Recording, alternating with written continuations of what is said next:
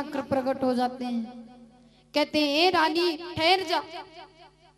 अरे तू तो एक राजघराने की मालूम पड़ रही, फिर तू मरने क्यों आ गई? बता कारण क्या है? सुनीति कहती बाबा ऐसी ऐसी बात है, हमारी कोई संतान नहीं थी, हमने अपने महाराज का दूसरा विवाह करवाया। मैंने सोचा कि दूसरा विवाह करवाऊंगी तो संतान का चेहरा देखने को मिलेगा, लेकिन बाबा उसने मेरी इच्छा नहीं पूरी होने दी, तो मैं जीवित रह करके क्या करूं? नारद बाबा कहने लगे कि देवी जा, तू चिंता न कर, तू जा घर बेटी, अभी मैं देता आशीर्वाद, और ऐसा बेटा हो तेरे कि दुनिया करेगी। जा बेटी, मैं तुझे आशीर्वाद देता हूँ कि तेरे पुत्र ऐसा पैदा होगा कि जिसका गुणगान पूरा संसार जीवन भर करेगा। जब तक ये धरती और आसमान रहेगा तब तक तेरे बेटे का नाम अमर रहेगा। सुनीति कहती बाबा मुझे विश्वास नहीं हो रहा है। नारद जी कहते हैं देवी कहा है ना कि विश्वासम फलम दायकम, विश्वास करने पर ही फल मिलता है। तू वापस घर लौट जा। नारद बाबा समझाते हैं, पर रानी बार बार कहती महाराज मैंने तो सुना है कि महात्मा लोग कभी झूठ नहीं बोलते हैं, पर आप तो सरासर झूठ बोल रहे हैं। नारद जी कहते हैं देवी मैं क्या झूठ बोल रहा हूँ? सुनीति कहती बाबा एक बात बताइए, जब मेरा पति लाखों कोस दूर मुझसे है, वो कभी मुझसे मिलने के लिए भी नहीं आते, मुझे देखने तक नहीं आते, तो मैं कैसे मान जाऊं? आप तो हमें बेवकूफ बना रहे हैं। नारद बाबा कहने लगे देवी मैंने कह दिया ना कि विश्वास पर ही फल मिलता है, विश्वास करो वापस लौट जाओ। और तुम्हें मैंने आशीर्वाद दिया, मेरा आशीर्वाद व्यर्थ नहीं जा सकता, जाओ वापस लौट जाओ। तो सुना बचन जब साधु के गई तसल्ली आए, छोड़ी जंगल रानी चली और गई झोपड़ी आए। नारद जी ने जब समझाया तो रानी सुनीति वापस पूरे झोपड़ी में आ जाती है। लेट गई घास फूस के बिछौना पर नींद नहीं आ रही है। लेटी गई उस घास पर नींद रही ना आए, और सोच विचार में पड़ी दो अच्छा ब्याह करा। रानी विचार करती कि प्रभु अच्छा अपने स्वामी का विवाह करवा दिया, मेरी इच्छा भी नहीं पूरी हो गई। आज सुनीति बड़ा रोती है, चिल्लाती है, पर धीरे धीरे समय बीतने के पश्चात भगवान की कृपा से क्या हुआ, राजा उत्तानपाद उन्होंने एक दिन मन में विचार किया कि चलो आज शिकार खेलने चलते हैं। तो उन्होंने अपने साथियों को तैयार किया और कहा कि चलो शिकार खेलने चलते हैं, पर एक बात याद रखना, जिस शिकार का पीछा किया जाए उसे बिना मार डाले छोड़ा ना जाए। साथियों ने कहा ठीक है महाराज, जैसी आपकी आज्ञा। आज सब लोग जंगल में गए।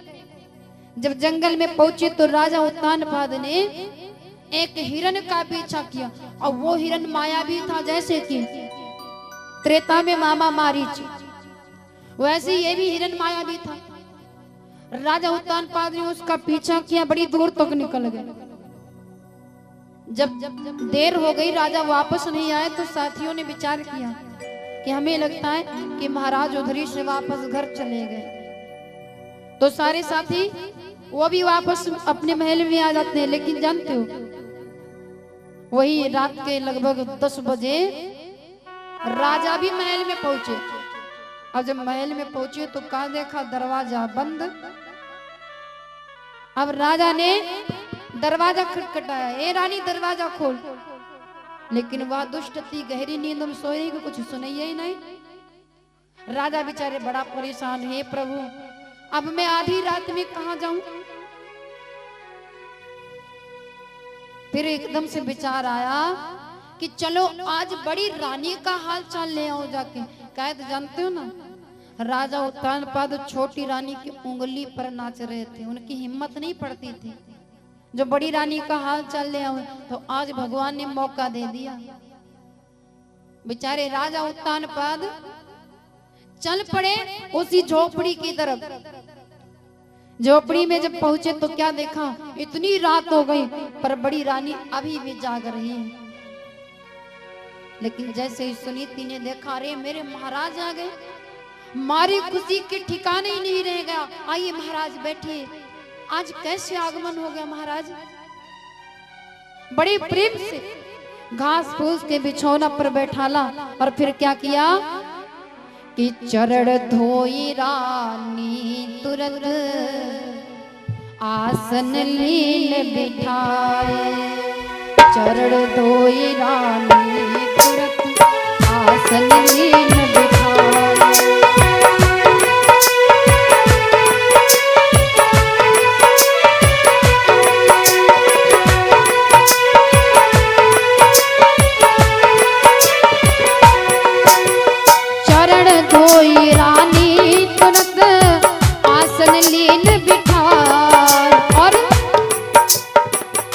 जलाया फूल को रोटी दही बनाए।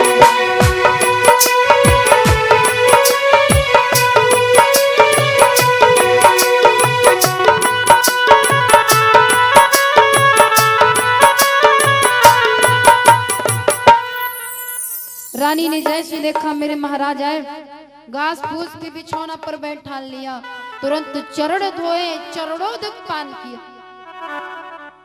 इतना कष्ट झेल रही लेकिन उसने अपना पतिव्रत धर्म नहीं छोड़ा। आधी रात में चूल्हे को जलाया, जौ की रोटी बनाई, जौ की रोटी नमक संग रानी रही खिलाए। और फिर लेट गए राजा वही, रानी रही चरण दबाए। राजा ने जौ की रोटी खाई। अब ये तो जानते हो कि जौ की रोटी गला छीलत चलत नहीं है, लेकिन भैया भूख क्या न करे। राजा ने जैसे तैसे एक रोटी खाई और भोजन करने के बाद में राजा उसी घास फूस के बिछौना पर लेट गए। रानी पैर दबा रही है। रात बीती, सवेरा हुआ, भगवान की कृपा से बड़ी रानी सुनीति गर्भवती हुई। पर जानते हो जैसी 4 बजे वैसे राजा बोले, अच्छा रानी अब तू मुझे जाने दे, नहीं तो अगर वह दुष्ट जाग जाए तो फिर आपत्ति काई जाए जान लो, इसलिए अब तू मुझे जाने दे। रानी कहने लगी, स्वामी कभी कभी आ जाया करो, आप तो एकदम से भूल ही गए। राजा बोले, रानी मैं क्या करूं, वो आने ही नहीं देती है। सुनीति कहती, कोई बात नहीं स्वामी, आप मेरी बहन का ख्याल रखना। धन्य है सुनीति। उस दुष्ट ने घर से निकाल दिया, तब भी बड़ी रानी को छोटी रानी की फिक्र। राजा की आंखों में आंसू आ गए और रोते रोते चल पड़े घर की तरफ। जैसे ही घर के सामने पहुंचे, थोड़ी दूर पर क्या देखा, महारानी जी कमर पर हाथ रखे दरवाजे पर ठाड़ी। राजा ने जैसे ही देखा उनकी हवा खराब, हाय प्रभु आज तो खैर नहीं। राजा उससे बहुत डरते थे। उसने जैसे ही राजा को आके देखा, बोली आओ। कहाँ गए थे पूरी रात, तुम रात भर कहाँ रुके, जल्दी बता। और कहाँ गया होगा, उसी दुष्ट नौकरानी के पास में गया होगा, और तुझे कहाँ ठिकाना। बड़े आप शब्द बोले उसने। पर राजा के क्रोध आया, बोले ए रानी, जिसे तूने रानी से नौकरानी बना दिया, महल से झोपड़ी में पहुंचा दिया, अगर अभी भी तुझे तसल्ली नहीं है तो ले मेरी तलवार और मार दे जाके उसे। जब देख तब तेरी जुबान से उसके लिए कभी अच्छे शब्द ही नहीं निकलते। जब राजा भी थोड़ा क्रोध में बोले तो छोटी रानी घबरा गई कि अरे राजा तो क्रोध में हो गए। और देखो एक बात बताएं, जितने दादा लोग सीधे होते वही तो ज्यादा 10 गुना ज्यादा हमारी अम्मा और बेटा भी मिल जाती है, क्योंकि सीधेपन का फायदा उठाती हैं। अब राजा थोड़ा टाइट रहते तो छोटी रानी की हिम्मत नहीं पड़ती उनके सामने बोलने की, पर राजा सीधे साधे, वही उसका फायदा उठा रही थी। पर जब राजा थोड़ा गुस्से में बोले तो रानी बड़े मीठे भाव से बोली, स्वामी आप तो बेकार ही में नाराज हो गए। अरे पता नहीं मेरी जुबान से कैसे निकल गया, पर स्वामी अब मैं ऐसा कभी नहीं बोलूंगी, अच्छा आप महल में चलो। राजा का हाथ पकड़ा और महल में ले गई। फिर क्या हुआ जानते हो? धीरे धीरे समय बीतने के बाद छोटी रानी भी गर्भवती हुई। अब दोनों रानियां गर्भवती हैं, लेकिन दोनों में फर्क कितना जानते हो? बड़ी रानी सुनीति ने जब से गर्भ धारण किया तब से जितना काम पूरा कर पहले करती थी उतना ही आज भी करती। और छोटी रानी कि छोटी ने किया गर्भ धारण, उस दिन से पलंग नहीं छोड़ा है, छोटी ने किया।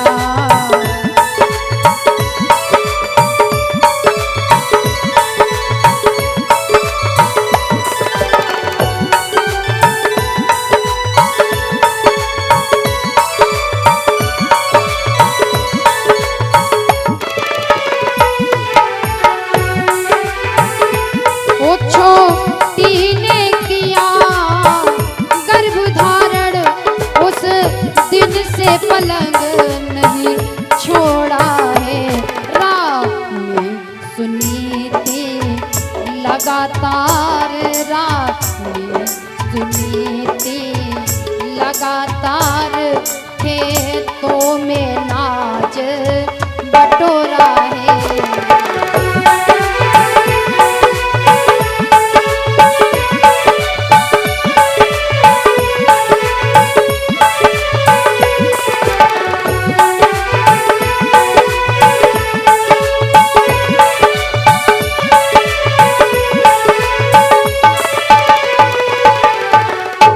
छोटी रानी ने जब से गर्भ धारण किया तब से उसने अपना पलंग नहीं छोड़ा, पलंग पर बैठी रहती, आदेश देती रहती। दासियां सब सेवा में लगी, कपड़ा धोने के लिए अलग, खाना बनाने के लिए अलग, पैर दबाने के लिए अलग, वारे जलवा, बस पलंग पर बैठी रहती। दासियां लगी काम में। और बड़ी रानी जितना काम पहले करती थी उतना ही आज भी करती। वारी किस्मत, ये किस्मत क्या ना करे भैया, इसको भगवान ही जानता है। पर धीरे धीरे दोनों रानियों से पुत्र पैदा हुए। अब जितना अंतर दोनों रानियों में था उतना ही फर्क दोनों बालकों में भी है।